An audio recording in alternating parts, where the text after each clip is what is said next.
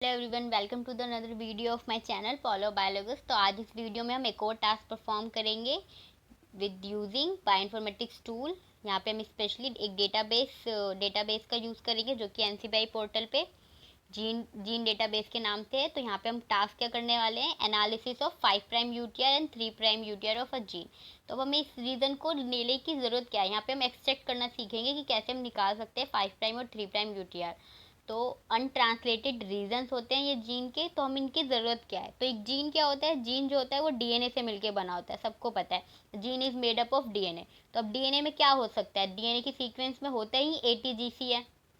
तो जीन जो होता है उसकी सीक्वेंस होगी एटीजीसी से रिलेटेड बहुत लंबी, तो इसके कुछ आगे भी सीक्वेंसेस होती है और कुछ पीछे भी सीक्वेंसेस होती है।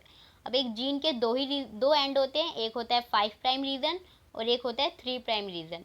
तो 5' 3' भी हो सकता है अगर ये ऊपर वाले स्ट्रैंड पे है, अगर ये नेगेटिव स्ट्रैंड पे ऐसे जा रहा है तो ये 3' टू 5' भी हो सकता है। तो आगे एक जीन की जो आगे जो सीक्वेंसेस है और पीछे जो और सीक्वेंसेस है उसकी हमें ज़रूरत क्या है। तो आगे जो होती है वो होता है 5' यूटीआर के। तो यहाँ पे होएगा ये अपस्ट्रीम, जो आगे की सीक्वेंसेस होती है उसे हम कहते हैं अपस्ट्रीम सीक्वेंसेस। तो ये एटीजीसी जो हमारी सीक्वेंस होती है, इसके इधर भी सीक्वेंस होते थे इधर भी, तो जहाँ से स्टार्ट होता है जीन वो +1 हो जाता है। यहाँ पे जब एमआरएनए बनेगा, कोड करेगा, तो यहाँ से +1 हो जाएगा। तो इसके पहले की जो सीक्वेंसेस हो जाएंगी वो हो जाएंगी अपस्ट्रीम सीक्वेंसेस, और जो इधर की सीक्वेंस होती है उसे हम कहते हैं डाउनस्ट्रीम सीक्वेंसेस। तो इस रीजंस में ऐसा होता है कि तो अपस्ट्रीम सीक्वेंस में काफ़ी सारी ऐसे रीजंस होते हैं जो जीन को रेगुलेट करते हैं। रेगुलेटर्स प्रेजेंट होते हैं, प्रमोटर्स प्रेजेंट होते हैं। तो वो कैसे रेगुलेट कर रहे हैं, कौन सी प्रोटीन वहाँ पे बाइंड कर रही है, कौन से एंजाइम्स वर्क कर रहे हैं, तो इन सब चीज़ों की एनालिसिस हम कर सकते हैं अपस्ट्रीम सीक्वेंस की मदद से। तो डाउनस्ट्रीम में भी काफ़ी सारे टर्मिनेटर रीजंस होते हैं, तो वहाँ पे भी जो बाइंडिंग प्रोटीन्स होती है वो बाइंड करती है। तो इसके थ्रू हम जीन को रेगुलेट कैसे हो रहा है उसकी इन्फॉर्मेशन निकाल सकते हैं। तो इसलिए हमें 5' और 3' यूटीआर रीजन की ज़रूरत पड़ती है। तो अब इसे एक्सट्रैक्ट कैसे कर सकते हैं हम डेटाबेस से, ये हम यहाँ पे देखेंगे।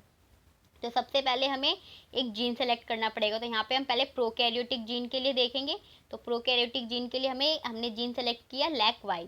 तो सबसे पहले तो आपको यहाँ पे क्या करना है, एक एनसीबीआई की साइट खोलनी है, और एनसीबीआई की साइट खोल के आपको क्या करना है, उसके अंदर सेलेक्ट करना है जीन डेटाबेस। डेटाबेस में जाके ऑल डेटाबेस यहाँ पे ऑप्शन आएगा, वहाँ पे आपको जीन सेलेक्ट करना है, और फिर आपको अपना सेलेक्टेड जो जीन है वहाँ पे ये टाइप करके ओके कर देना है। एंटर करने के बाद आपको यहाँ पे सबसे पहले रिजल्ट में ही आपको मिल जाएगा। तो यहाँ पे हमारे पास आ गया है, कौन सा है, ये हमारा इकोलाई का हम ले रहे हैं यहाँ पे। तो इकोलाई में लैक्टेस परमिएज आ गया है। तो इकोलाई का हमें मिल गया LAC-Y जीन। अब हम इस पर एंटर करेंगे तो इसकी इन्फॉर्मेशन आ जाएगी हमारे पास। तो इन्फॉर्मेशन में हमारे पास क्या है, हमारे पास कुछ समरी वे में इन्फॉर्मेशन आएगी, किस पे जो जो वर्क किया गया है हमने भी सबमिट। और फिर उसके बाद नीचे हम देखेंगे जीनोमिक कंटेंट रीजन में आपको उसके जीनोमिक रीजन के बारे में इंफॉर्मेशन मिलेगी। तो ये आपको रेड कलर का जो एरो दिख रहा है ये हमारा जीन है LAC-Y, और ये कौन से स्ट्रैंड पे प्रेजेंट है हमें ये भी पता चल रहा है। ये नेगेटिव स्ट्रैंड पे प्रेजेंट है जो कि 3' टू 5' जा रहा है। तो आपको यहाँ पे पता चल जाएगा। अब यहाँ से आपको नीचे ग्राफिक रीजन भी दिखेगा, तो LAC-Y आपको ग्राफिक वे में भी दिख रहा है। अब यहाँ पे एक छोटा सा फास्टा लिखा हुआ है, तो आप जब इस फास्टा पे क्लिक करेंगे तो आपको इसकी फास्टा फॉर्मेट मिल जाएगी। तो हमने लास्ट वीडियो में फास्टा फॉर्मेट के बारे में डिस्कस किया था। तो यहाँ पे फास्टा फॉर्मेट जब हमें मिल जाएगी तो अब हम उसके अंदर देखेंगे कि हमें रीज़न उसके आगे के निकालने कि प्रोकैरियोटिक में जो रेगुलेटरी रीजन होते हैं मे बी वो 500 अपस्ट्रीम और 500 डाउनस्ट्रीम पे हमें इजीली मिल जाते हैं। तो हमें सिर्फ 500 सीक्वेंस पहले का देखना है जीन का और 500 बाद का। तो यहाँ पे आपको रीज़न पता चल रहा है, ये पोजीशन मिल पता चल रही है यहाँ पे इन नंबर से कि ये जो जीन है LAC-Y ये पूरे जीनोम में इकोलाई के कौन सी पोजीशन से कौन सी पोजीशन तक हैगा। तो जब हम इसको सब्सट्रैक्ट कर देंगे इसमें से इसको, तो आपको जीन लेंथ मिल जाएगी जो हमने यहाँ पे निकाल रखी है, ये है 1256। तो ये जीन लेंथ है हमारी LAC-Y की। तो अब इसके बाद हमें क्या करना है, सबसे पहले अपस्ट्रीम सीक्वेंस पता करनी है। तो अपस्ट्रीम सीक्वेंस डाउनस्ट्रीम सीक्वेंस भी निकालेंगे। तो आपको पहले की सीक्वेंस चाहिए 5' रीजन की। नहीं, सबसे पहले हमने यहाँ पे देखा कि जो हमारा जीन प्रेजेंट था वो नीचे वाले स्ट्रैंड पे, तो हमारा जीन कैसा होगा 3' टू 5'। तो इसलिए हमने यहाँ पे 5' यूटीआर रीजन को निकालने के लिए हम क्या करेंगे, इस डायरेक्शन में जाएंगे, यानी कि इस वाली डायरेक्शन जो यहाँ पे हमारा जीन खत्म हो रहा है। तो जीन लेंथ हमें पता चल रही है यहाँ पे जो हमारा 3614 समथिंग से लेके 36, हम अच्छे से बना लेते हैं, ये हमारा जीन है। तो ये हमारा जीन हमने देखा जीनोमिक कंटेंट में कि हमारा जीन ऐसे प्रेजेंट है नेगेटिव स्ट्रैंड पे, और यहाँ की हमारी जो लेंथ है वो है 361426, और कहाँ से कहाँ तक है 361926। तो अब ये हमारा पता है कि नेगेटिव स्टैंड पे, तो ये हमारा 3' होगा, ये हमारा 5' होगा। अब हमें यहाँ पे निकालना है 5' यूटीआर रीजन। हमें क्या निकालना है, 5' यूटीआर सीक्वेंस। तो वो कहाँ पे है, ये यहाँ पे है। तो इसके बाद की 500 सीक्वेंस हमें पता लगानी है। तो हम क्या करेंगे, जो एंड रीजन है इसमें और 500 क्या कर देंगे, प्लस कर देंगे। तो हम प्लस करके यहाँ पे मेंशन कर देंगे। तो ये वाला जो रीजन था हमारा 361926, इसको हमने एज इट इज़ रहने दिया। इसको हम यहाँ पे कॉपी कर देंगे, आगे वाले रीजन पे कॉपी कर देंगे, और फिर उसके बाद 5 + 500 करके जो भी इस पे आएगा वो हम इधर कॉपी पेस्ट कर देंगे, मतलब कॉपी कर देंगे +500 करके। तो यहाँ पे टाइप कर देंगे। तो जब इसके बाद अपडेट व्यू पे आप क्लिक करेंगे तो आपके पास जो 500 सीक्वेंस आएगी, 500 डीएनए की डीएनए सीक्वेंस जो आएगी वो आपके पास 5' यूटीआर रीजन होगा।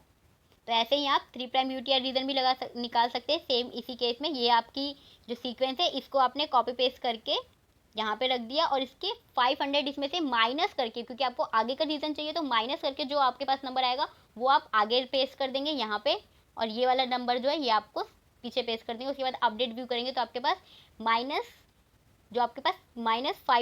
-3' यूटीआर आ जाएगा। तो 3' यूटीआर आने के बाद आपको दोनों सीक्वेंसेस मिल गई अपस्ट्रीम और डाउनस्ट्रीम की, तो आप उसके साथ फर्दर एनालिसिस कर सकते हैं। तो यहाँ पे हमने 3' यूटीआर रीजन निकाला हुआ है सेम उसी प्रोसेस से।